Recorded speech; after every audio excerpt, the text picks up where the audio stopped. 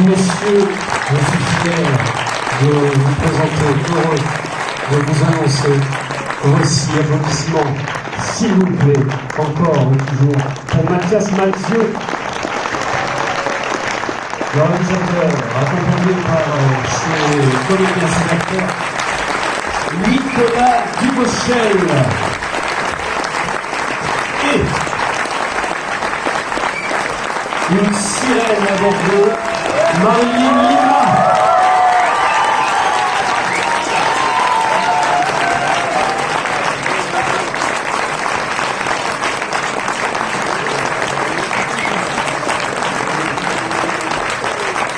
Mesdames et messieurs, Mathias Malzieu, Nicolas Dubochet, et voici Marilyn Lima.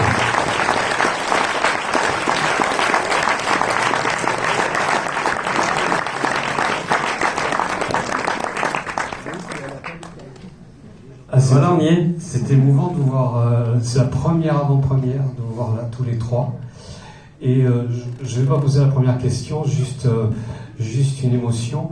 Il me semble que Georges Méliès s'est penché sur le berceau de la sirène à Paris. Tout à fait. C'est tellement beau. Tout à fait. C'est un tout petit bout quand Gaspard montre un petit film de sirène à Lula. On a mis un petit bout de Jack et la mécanique du cœur. Et c'était censé être le premier film de Méliès. Donc ça m'a permis de mettre un petit peu de Méliès et un petit peu de Jean Rochefort, une petite pincée de Jean Rochefort dans le film. Comme un petit fantôme bienveillant comme ça. Mesdames, Messieurs, vous connaissez la mécanique de la soirée. Vous levez, c'est une blague entre nous, vous levez la main et nous vous passons le témoin pour vos questions et vos émotions. Je sais, c'est pas facile de poser la première question, mais nous avons quelqu'un ici tout près. Bravo pour ce film. Merci. J'ai une question pour le réalisateur et une question pour Nicolas et Marilyn. J'ai commencé par le réalisateur. Je voulais savoir qu'est-ce qui vous a amené à raconter cette histoire et qu'est-ce qui vous a amené à vouloir la mettre en scène vous-même. Et pour Nicolas et Marilyn, je voulais savoir comment vous avez construit ces deux personnages très, très innocents les uns les autres et tellement attirants, tellement séduisants. Parce qu'en fait, le personnage de Nicolas est au départ très discret, et puis il y a une sorte d'envoûtement au travers de vos deux jeux respectifs. Et aussi Luna, vous êtes tellement innocente et tellement attirante à la fois. Et comment vous avez construit et élaboré ce personnage-là? Merci. Donc c'est les questions, en fait, c'est un forum de drague. C'est ça qui se passe. Donc, pour répondre à votre question, en fait, moi j'avais envie de faire un film avec Marilyn Lima et Nicolas Dubochet. Merci beaucoup. Non, bah en fait, je me suis mis à rêver ça. Moi j'ai eu un long séjour hospitalier il y a 5 ans, juste après mon premier film, et je rêvais, après ce passage difficile, de faire un film avec des comédiens. Et je suis tombé amoureux de cette histoire de sirène, et j'ai vécu 24 heures sur 24 avec cette histoire de sirène, avec les surprisiers. J'ai écrit en même temps le scénario, le livre et les chansons de Gaspard que vous entendez dans le film. Voilà, j'ai travaillé à mon rêve, comme dit Jacques Brel, il dit on travaille à son rêve. Le talent, c'est le désir. J'ai désiré cette histoire de toutes mes forces. Et ensuite, c'est un travail d'équipe. C'est un travail d'équipe au début avec des producteurs, etc. Et puis ensuite avec une équipe de films incroyable. Et surtout avec ceux qui jouent sur le terrain et qui rendent tout possible, c'est les comédiens. Et surtout mes deux numéros 1 que je vous demande d'applaudir comme s'ils étaient marqués un but avec les champions.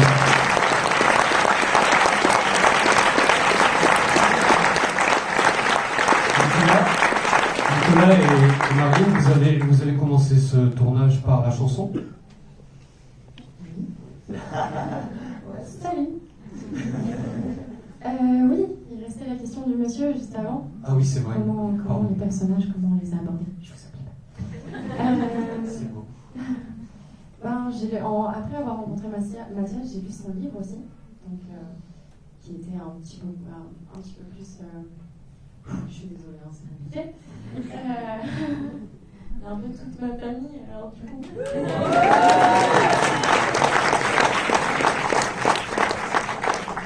Je ne sais pas si je vais répondre bien aux questions. J'ai lu son livre avec beaucoup plus de descriptions à l'intérieur, et puis Mathias sur le plateau est tellement doux qu'il nous a laissé lui faire beaucoup de propositions, et ensuite il venait ajuster délicatement ce qu'il avait besoin, juste redescendre le curseur ou le monter. Mais ça n'a pas été si compliqué, parce que quand on lit son livre et quand on connaît son univers, en fait, on arrive facilement à rentrer dans le personnage. Et en tout cas, merci si vous trouvez que c'était bien. Et voilà, j'ai essayé d'y apporter aussi une part de moi. Donc voilà. Nicolas, je transforme la question. C'est l'idée de chanter qui vous a attiré? Non, quand j'ai lu le scénario, Mathias me l'a envoyé, je l'ai lu très vite et j'ai tout de suite été emporté par cette histoire. Puis je l'ai rappelé une heure après. Voilà. Je n'avais jamais lu un scénario aussi vite, je crois. J'ai mis du temps pour lire d'habitude. Je suis un peu. Mais attends, je parle. On se connaît, hein, on voit tout le temps. Tu me l'as envoyé en fin de cinéma. Et c'est vrai que voilà, et ce scénario m'a vraiment emporté. Et moi, je fais beaucoup de films noirs, d'habitude plus noirs, qui j'avais envie de. Vraiment, voilà, pour moi, c'était une chance que Mathias me propose ça, parce que voilà, pour tous les films, je meurs, ou je me fais tabasser, c'est un peu fatigant. Et non, tu as envie de faire une comédie romantique comme ça me plaisait. Puis non, puis j'étais emporté par l'histoire, j'ai envie de jouer, tout simplement. Voilà, ça part vraiment c'est le plus important que de l'envie du réalisateur et puis l'envie du comédien. Et non, j'étais emporté, et puis c'est vrai que. Voilà, on a eu beaucoup d'énergie avec Marine dans ce film-là. Et c'est vrai que voilà, ça rend Mathias, et puis sa bonne humeur quotidienne, jamais dépassé par les événements, et un vrai bon capitaine. Et c'était super agréable de l'avoir et de pouvoir donner autant à quelqu'un, parce qu'on a envie de lui donner. Voilà, c'est pas quelqu'un souvent moi, je sais quand je travaille, voilà, faut tirer les trucs, mais on a envie de lui donner beaucoup. Voilà. Merci.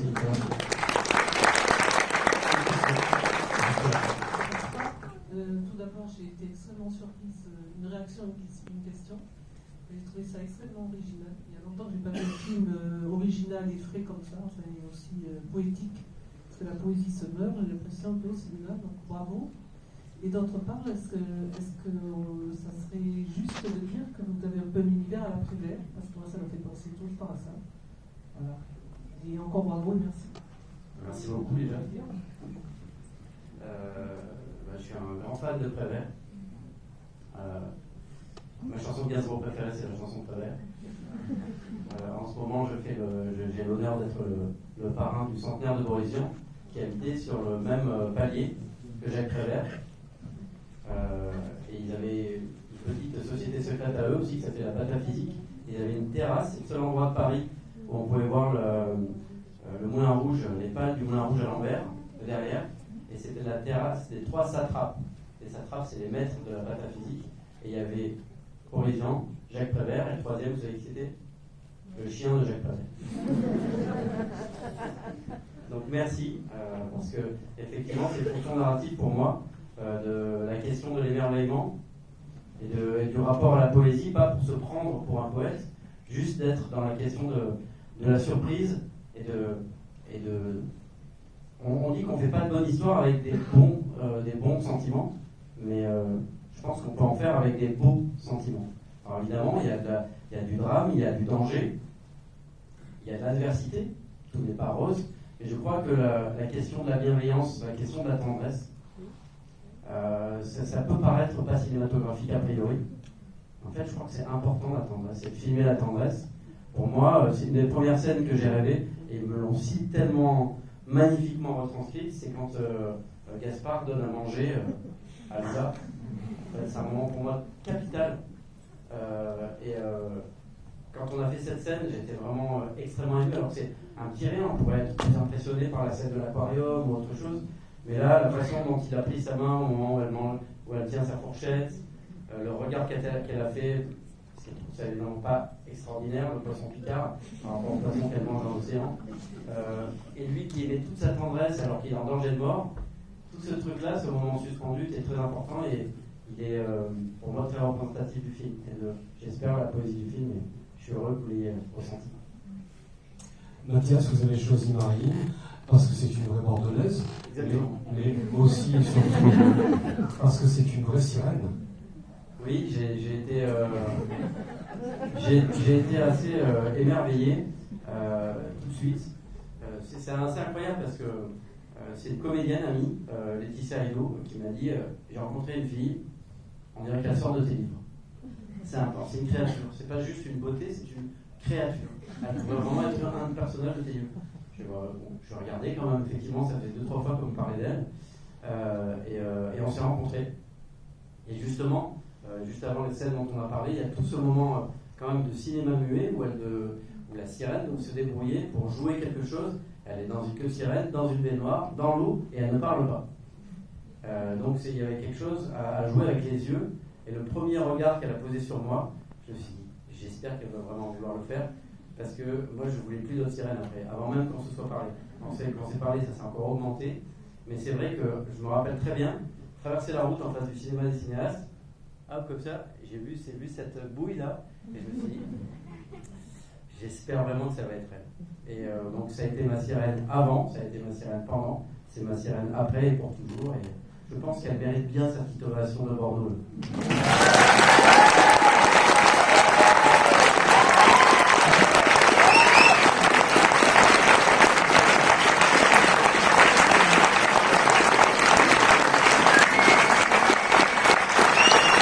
Du coup, toute la famille des Cinégo, là, on vous en parle pour toutes les avant-premières parce qu'on va avoir besoin de vous tout le temps. On pourrait parler de magie faite main, de magie artisanale pour votre film. Vous pourriez nous parler de l'envers du décor, justement, parce que c'était censé être une blague, la vraie sirène, mais pas vraiment, puisque vous venez de répondre à la question, mais tout est vrai pratiquement. Tout est vrai, tout est fabriqué à la main. C'est vrai que c'est assez amusant. Il y a une communauté sirène, figurez-vous, sur Internet. Des gens qui apprennent à nager, comme des sirènes, etc. Et ils sont très très heureux qu'on ait fait ce film pour la thématique, mais que Marine se soit débrouillée avec sa nageoire, une vraie nageoire, pas de la 3D, du fait main. Et c'est vrai que c'était aussi l'esprit du film, parce que les surprisiers, c'est des gens qui bricolent. À l'origine, c'était dans la Seconde Guerre mondiale, pour rester en capacité d'émerveillement en temps de guerre, surtout en temps de guerre, même en temps de guerre. Et du coup, que le film soit fait comme ça, c'est très important pour moi. J'aimais l'idée que chez Gaspard, voilà, tous les petits objets, il y en a qui étaient à moi de mon appartement. Maintenant, chez moi, c'est vraiment chez Gaspard encore plus, parce que j'ai aussi récupéré des objets du film chez moi, donc ça commence vraiment le réel et l'imaginaire se fondent de plus en plus. Et puis voilà, tout le travail avec au Flower Burger, avec le chef décorateur, ça a été une joie et une joie de petites choses, de détails. Et c'est ce que j'ai appris vraiment sur ce film, c'est que tout compte. C'est-à-dire que évidemment, les leaders, c'est les comédiens, c'est le plus important. Mais après, tout compte. C'est un travail par équipe. La maquilleuse, le coiffeur tous les jours, sa régularité, le truc. Tout le monde est important. Tout le monde apporte une pierre à l'édifice. Et ça, j'ai trouvé extrêmement émouvant. C'est-à-dire que dans tous les moments où on est fatigué, où on doute, et il le faut le doute, c'est quelque chose pour s'appuyer, pour se battre contre, quand tu as toute une équipe de cinéma qui se bagarre pour transformer ton rêve en réalité, c'est quand même incroyable. Moi, j'avais écrit ce livre et je rêvais le film. Vous l'avez vu à plusieurs moments, il y a le livre des surplaisiers qui s'ouvre en pop-up comme ça, un peu magiquement. Moi, sur le plateau, c'est ce que j'ai ressenti avec eux. C'est-à-dire que j'avais mon livre avec des mots et je le réouvrais. Et dedans, j'avais par exemple ces deux petits bonhommes. Une autre question, une émotion. Non, je pas. Une sirène.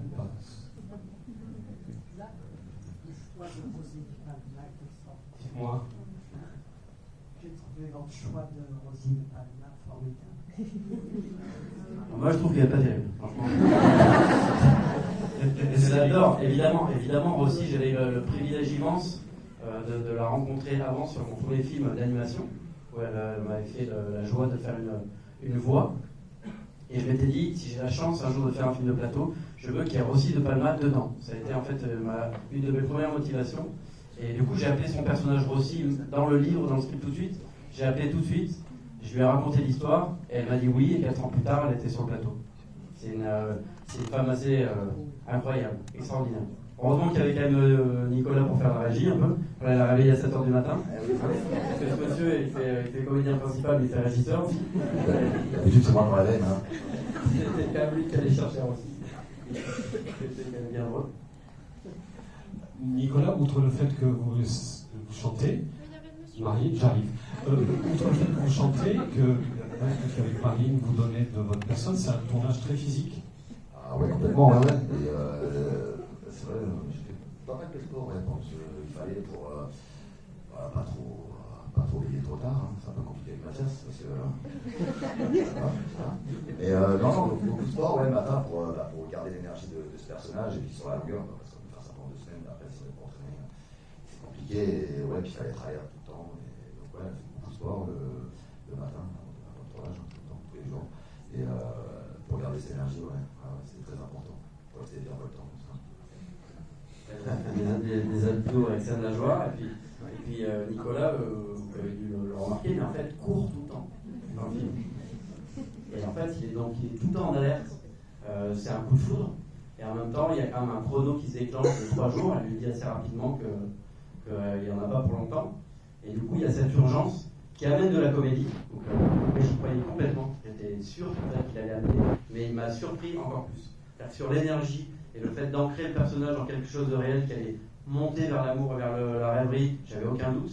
Mais il m'a encore surpris sur le côté, en fait, il a une force comique. Je trouve tous les moments, en fait, quand il y a la scène dans la salle de bain où elle se relève et que lui, il avait son truc, qui passe par derrière, qui va chercher les trucs. Ça, c'est des trucs qu'il a vraiment improvisé lui, qu'il a amené directement de lui. Et de choses comment, en tout cas, je n'avais pas encore vu chez toi, quoi. Ça, c'était super joyeux. Lui, il n'a pas vu non plus. Une question ici. Déjà, merci Marie d'avoir souligné. Et ensuite, j'avais 2 questions pour Mathias. La première, c'est comment vous avez fait pour les pupilles de la sirène pour qu'elle change de couleur? On a énormément énervé Marilyn.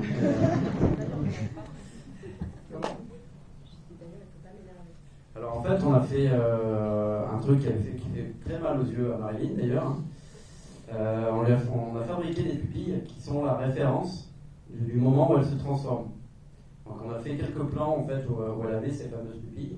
Et après les effets spéciaux, moi ça ne me convenait pas qu'elle ait l'œil normal et puis tout d'un coup paf, c'est pas ce que je voulais raconter. Donc en fait il y a un effet en 3D qui permet de passer de l'œil de Marilyn normal à celui qui était en référence qu'on avait filmé avec la petite lentille. Mais heureusement on n'a pas eu à les mettre 3 fois parce que ça faisait mal. Je me rappelle de la faute du temps de les enlever, là c'était un petit peu la petite torture. Donc heureusement qu'on a trouvé ce système-là. Et la seconde, est-ce que vous êtes prêts pour le concert? Pas encore. On est au Krakatoa. Oui. Donc Marilyn viendra chanter avec nous au Krakatoa.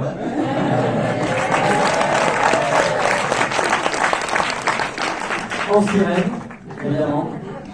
Alors c'est une piscine dans la salle. Enfin, on a invité quelques poulpes bordelais, c'est vrai. Mathias, vous fabriquez ce film où en France, à l'étranger? Pas seulement. C'est un film qui n'a pas été facile à financer, comme tous les films, de toute façon. Mais comme il y avait quand même une exigence, même s'il y a un côté artisanal et bricolo, des fois l'artisanal et bricolo, pour le faire bien, ça demande un petit peu des moyens.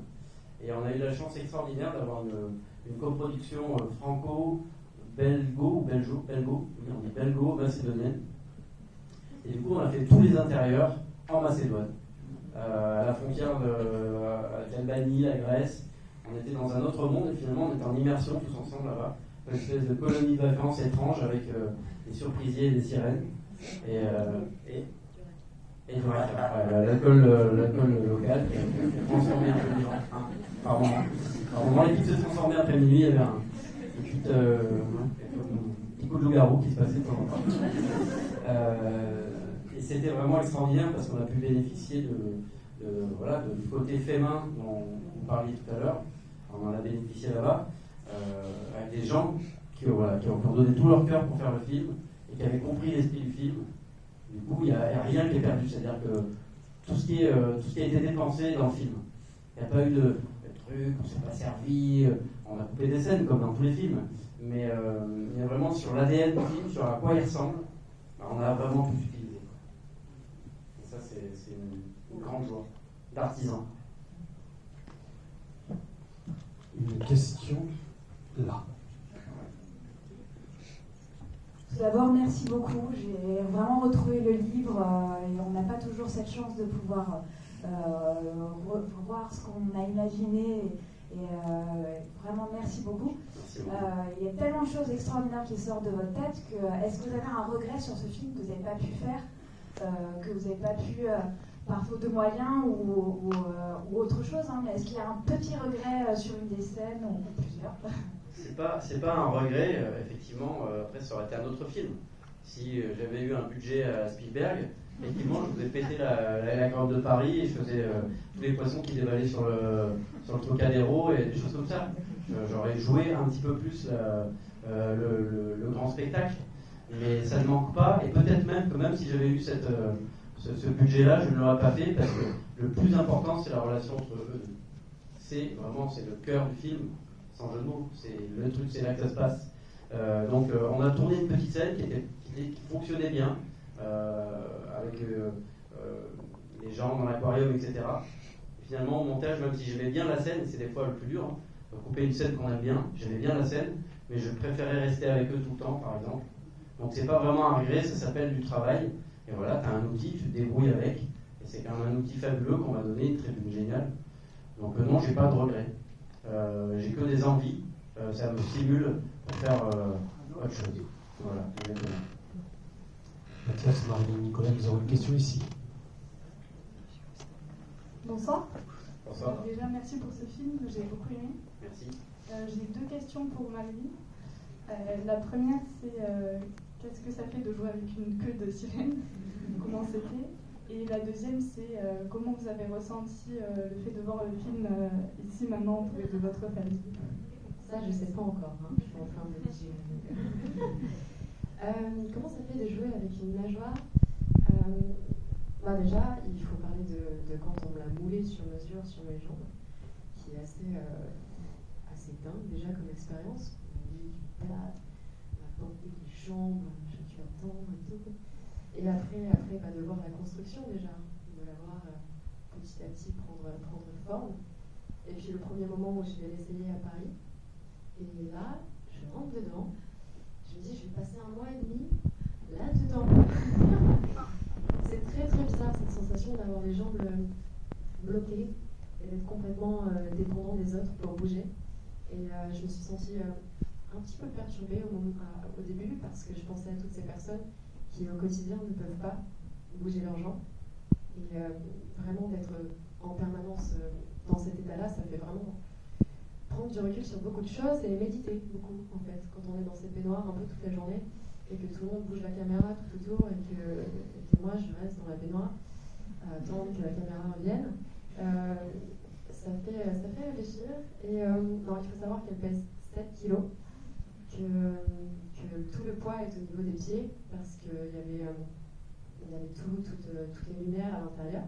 Donc 7 kilos et le poids au niveau des pieds. Il y avait toujours une personne qui était là pour venir m'aider. Donc j'étais toujours très très bien la portée. J'avais des porteurs, c'était énorme. Après le partir. Et non, c'est rien. Si, parce qu'en fait, des fois, quand je suis dans la baignoire, en fait, ça se remplit d'eau, c'est fait comme une combinaison de surf.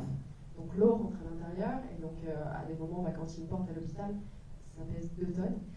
Et Scène de la danse. Ouais, oh là là. Scène de la danse. Et j'en avais une qui était, quand j'ai la grande robe, j'en ai une où en fait, là, c'est qu'une combinaison de surf, et on voit que le bas de la nageoire. Voilà, et donc c'était quand même plus léger qu'ils puissent me porter, mais c'est vrai que c'était vraiment assez physique en fait. La baignoire, on se rend pas compte, elle est toute petite, donc je suis en permanence recroquevillée dedans.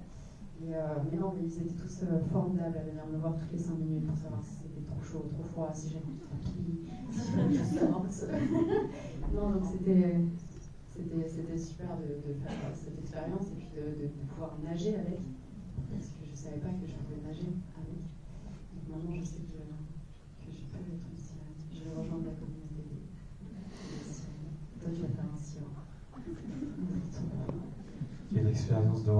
la première fois Euh, Le destin. Bah, c'est très bizarre. Voilà, si vous avez envie de me faire pleurer, c'était la meilleure question.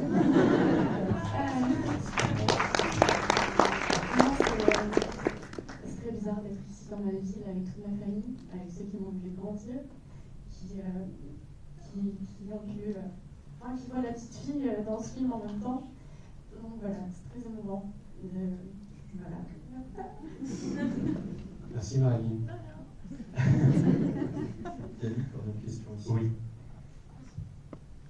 Bonsoir, ou rebonsoir. Merci beaucoup d'être venu présenter votre film à Bordeaux, c'est vraiment chouette.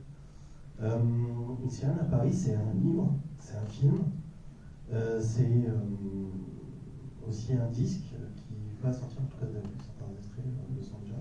Ça va être aussi un live, on a hâte de voir la scénographie. Comment on travaille toutes les adaptations, en tout cas tous les supports, tous les médias avec la même histoire? En fait, c'est pas une adaptation cette fois, j'ai fait tout en même temps. Donc une sorte de boulimie de réaliser ce rêve-là. Donc autant la mécanique du cœur, j'avais écrit le livre, et le livre m'a donné envie d'écrire les chansons, et puis j'ai fait tourner, et j'ai eu la chance de faire le film. Là en fait, d'emblée, à partir du moment où j'ai eu l'idée, je me suis dit, je vais écrire les chansons de Gaspard pour le film, et avec Dionysos, on va faire l'album de reprise de ce personnage imaginaire, qui est Gaspard Neige. Donc l'album de Dionysos, c'est ça. Et en même temps, quand je composais les chansons, outre évidemment mettre à la place de Gaspard, qui m'aidait à composer le personnage et pour le livre et pour le film, et ben, dans les arrangements, je me disais, ah, ce passage-là, je vais pouvoir le mettre là, quand par exemple, quand il s'échappe de l'hôpital, ce passage-là avec la trompette et tout, je l'avais en tête depuis 2 ans et demi. Il y a des choses que j'avais en tête depuis 2 ans et demi qui finalement ne folle chose. Mais quand même, ça m'a structuré. Et tout, en fait, ça fait comme une pensée en arborescence qui me prenait la tête tout le temps, au joli sens du terme, mais qui me stimulait tout le temps. Parce que finalement, réaliser un film, évidemment, il y a la direction des comédiens, mais c'est surtout aussi de décider où est-ce qu'on met la caméra, quand même. Donc, c'est changer de point de vue tout le temps. Et sur cette histoire, le fait de passer à mon poste d'écrivain, et puis de joueur de ukulélé, et puis de rêver le film, de travailler avec le co-scénariste, de travailler avec mon arrangeur, etc. À chaque fois, ça me faisait changer d'endroit. Et ça me faisait voir différemment, et ça me stimulait, parce que je voyais des choses différentes. Donc ça s'est fait comme ça. Ça n'a pas été un concept, je ne me suis pas dit tout de suite, je vais faire comme ça. Mais c'est petit à petit, en attrapant des choses de désir, que je me suis dit, bon, ben voilà, au début, il était juste fan de rock'n'roll et de folk, et il reprenait Johnny Cash. Donc finalement, quand j'ai décidé qu'il s'était acheté un chat pour remplacer sa copine de l'époque, il dormait avec, j'ai appelé le chat Johnny Cash. Ça a commencé comme ça, puis après il faisait des reprises de Johnny Cash. Finalement, j'ai préféré qu'il joue vraiment ces chansons, qu'il les incarne. Donc j'ai proposé au groupe qu'on fasse les chansons. Tout ça, c'est en fait fait comme on fait un voyage non organisé. On part à l'aventure et qu'on se donne un itinéraire et qu'on aime se perdre. Et quand on se perd, c'est là que justement arrivent les surprises ou peut-être même les surprises. Nicolas, vous êtes plus qu'un chanteur de salle de bain. Un crooner de salle de bain. C'est quand même le niveau dessus. Vous aviez déjà chanté? Oui, j'ai déjà chanté, bon, c'était pas le même genre de musique. Je faisais du métal, oui, mais quand j'avais 17 ans. Alors, vous seriez d'accord pour que M. Nicolas Gauchel nous fasse un morceau de métal juste maintenant? Oui, bien sûr. Truc horrible. Bon, moi, j'avais déjà chanté. C'est pas facile d'interpréter des chansons qu'on n'a pas le même timbre et tout, donc c'était pas évident, mais c'est un gros boulot plaisant à faire. Et, c'est bien de chanter. C'est vraiment plaisant à faire. Il y a peu Paris, mais on s'en est bien senti. Ah ouais, c'est super géré. C'était génial de commencer par ça. Le premier travail qu'on a fait, on s'est retrouvés vraiment tous les trois, c'était en studio pour enregistrer la chanson Une sirène à Paris. Donc, j'ai des petites vidéos encore de oula, oula. Très bien. Une question? Une dernière. Bonsoir. Déjà, je vous remercie parce que ce qui m'a enchanté du début à la fin.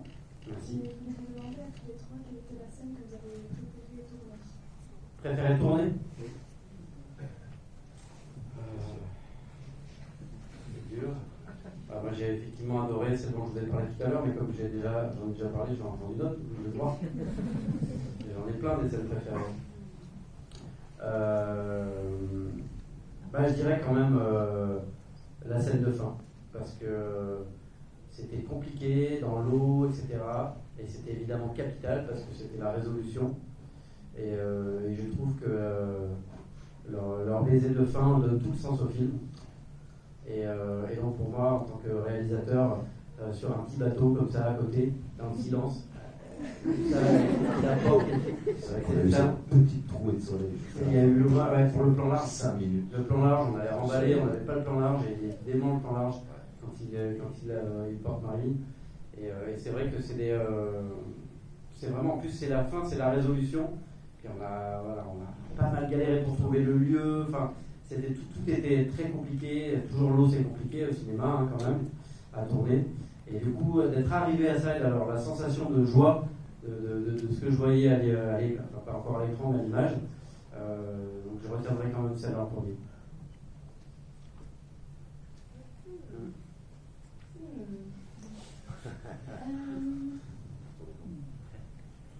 Non, je crois que même si c'était assez difficile, j'ai adoré tous les plans qu'on a fait sous l'eau parce que c'était la première fois que je me retrouvais dans ce genre de situation complètement improbable et je me suis rendu compte qu'en fait j'adore faire de la plongée, et du coup une fois que je suis sous l'eau je me sens terriblement bien, du coup c'était un petit plus, j'avais les yeux explosés parce que rester sous l'eau pendant toute une après-midi on a les yeux très très rouges. Mais bizarrement, comme toi, c'était une des scènes les plus compliquées que tu préfères. Moi aussi, je pense que c'est celle-là. Et puis, non, mais il y en a trop. Puis, des bons souvenirs quand tu me portes sur l'épaule. Voilà. Ça c'est sympa. Hein. Moi, on me retournait, en fait.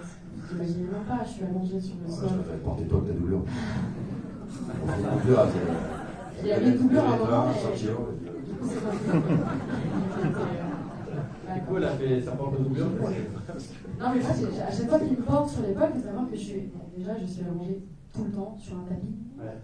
J'ai un tapis de sport, et je suis allongée tout le temps. Je vais mettre des photos, c'est marrant.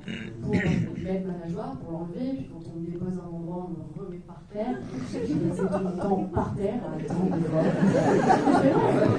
Mais là, les photos, je suis allongée comme ça, et puis en fait, parce que des fois, ils disent allez, Marilyn, on se met en place. Alors, je me mets dedans. Et je vais partir autre chose, genre je vais parler, tout, la caméra. Moi je suis comme ça, par terre. Donc non, j'ai plein de bons souvenirs, mais ouais, à chaque fois que tu me portes sur l'épaule, c'était assez. Parce que je suis par terre et en fait il me retourne à 3 personnes et il me jette sur son dos et ensuite il me remet bien en place. Ça fait ça délicatement. On était dans le délicat, plus trop vers la fin, on n'avait plus rien. Sur l'épaule, putain. C'est l'ascenseur aussi, parce que l'ascenseur il fait cette taille-là en fait. Donc rentrer dedans, c'était. Eh oui, mais je voulais qu'ils galèrent en plus. C'était pas pour les embêter, les comédiens, mais le fait est que c'était. Donc, qui galèrent dans l'ascenseur, c'était bien en fait. Sur ton âge, on a envie de crier un peu des fois. Mais en fait, ça fait des bons souvenirs. Ouais. Ouais, il y a eu vraiment un moment où je me suis retenu de rire parce que les pauvres, ils galéraient. Elle avait mal, elle avait l'épaule dans le ventre. Lui, il l'a porté, il y avait eu l'ascenseur, le truc.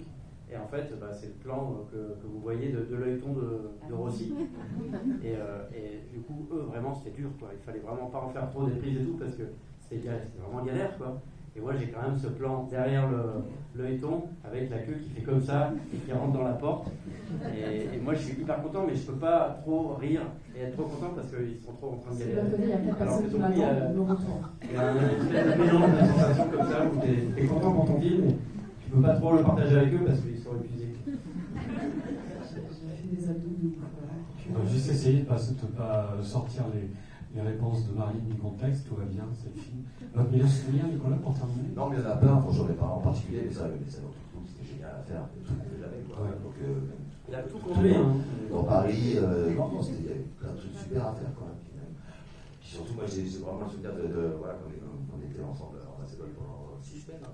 Ouais, 6 semaines, donc d'être ensemble tous les soirs, de vivre ensemble et tout, ça nous a vraiment unis, et puis je pense que ça se ressent sur l'écran, quoi. Ça, c'est super important, parce que si on est à Paris, on se rentre chez les soirs, ça va pas être pareil, je pense que c'est vraiment une vraie équipe, avec tous les gars qui se passent ensemble. Moi, j'ai gardé la nageoire le soir, j'en ai marre. voilà, moi j'ai plein de souvenirs, je ne vais pas en particulier, mais c'est vrai que c'était un tournage très heureux. Ce sera le mot de la fin. Il paraît que si on rencontre une vraie sirène, si on fait un vœu, il se réalise. Si nous avons rencontré une vraie sirène, nous vous souhaitons un débordement d'entrée pour le 11 mars. Merci beaucoup. Merci.